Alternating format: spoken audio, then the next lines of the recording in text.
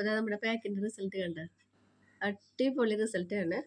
Hello, ഇന്നത്തെ പുതിയ വീഡിയോയിലോട്ട് എല്ലാവർക്കും സ്വാഗതം. ഇന്ന് നമ്മൾ സിമ്പിളായിട്ട് ചെയ്യാൻ പറ്റുന്ന എല്ലാവർക്കും ചെയ്യാൻ പറ്റുന്ന അടിപൊളി ഒരു പാക്കാണ് കേട്ടോ. അപ്പോൾ ആദ്യം നമ്മൾ നല്ല പോലെ മുഖം കഴുകി വരണം. ഒരു ഫേസ് വാഷ് ഇട്ടിട്ടൊക്കെ മുഖം കഴുകി വന്നതിന് ശേഷം നമ്മൾ ഇത് പച്ചപ്പാലിലാണ് നമ്മൾ ഈ ഒരു പാക്ക് ചെയ്യുന്നത്. അപ്പോൾ പച്ചപ്പാൽ നമ്മൾ എപ്പോൾ കിട്ടായാലും ജസ്റ്റ് എപ്പോൾ പെട്ടെന്ന് നമ്മൾ പാക്കിലേക്ക് കിടക്കണേക്കാളും മുൻപ് നമ്മൾ ഇച്ചിരി പാലെടുത്തിട്ട് ഒരു കോട്ടണിൽ മുക്കി നമ്മൾ മുഖം ഒന്ന് തുടച്ചെടുക്കണം കേട്ടോ. ഒരു ക്ലെൻസിങ്ങും അതുപോലെ തന്നെ നമ്മൾ ഇത് ചെയ്യുമ്പോൾ നമ്മുടെ മുഖത്ത് കാണുന്ന ആ ഒരു വ്യത്യാസം ഉണ്ടല്ലോ, അത് ഞാനിപ്പോൾ കാണിച്ചു തരാം കേട്ടോ ലൈവായിട്ട്. സാധാരണ നമുക്ക് പാല് നമ്മൾ മുഖത്ത് തേക്കുമ്പോൾ തന്നെ നമ്മുടെ മുഖത്ത് പെട്ടെന്നൊരു ചേഞ്ച് ഉണ്ടാവും.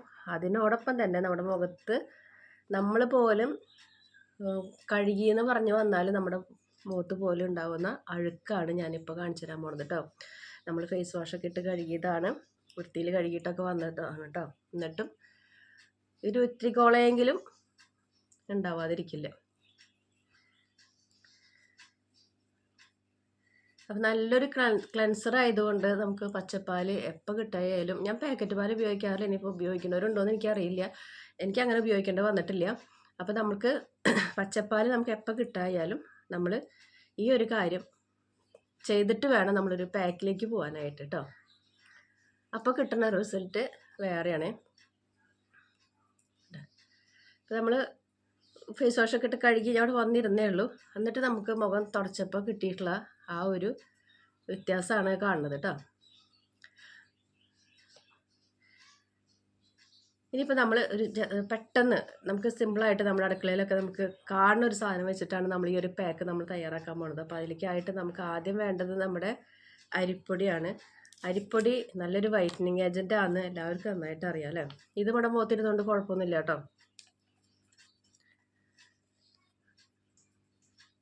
ഈ പാക്ക് നമുക്ക് അധികം ആയി കഴിഞ്ഞാൽ നമുക്ക് ഫ്രിഡ്ജിൽ സ്റ്റോർ ചെയ്ത് വെക്കുകയും ചെയ്യാം.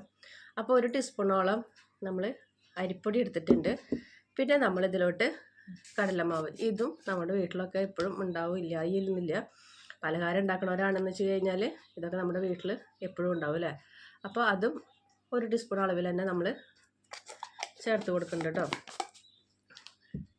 ഇതിലേക്കാണ് നമ്മൾ നമ്മുടെ പാൽ ഒഴിച്ച് കൊടുക്കുന്നത് കേട്ടോ. പാൽ നമ്മൾ ആവശ്യത്തിന് നോക്കിയിട്ട് ഒഴിച്ച് കൊടുക്കാം. മിക്സ് ചെയ്യാൻ ആവശ്യമായിട്ടുള്ള പാൽ, അല്ലാണ്ട് ഒരു ടീസ്പൂൺ പാലെന്നൊന്നും പറയാൻ പറ്റില്ല. നമുക്കിത് മിക്സ് ചെയ്ത് ഒരു ക്രീം പരുവത്തിലേക്ക് ആവാൻ പറ്റിയിട്ടുള്ള.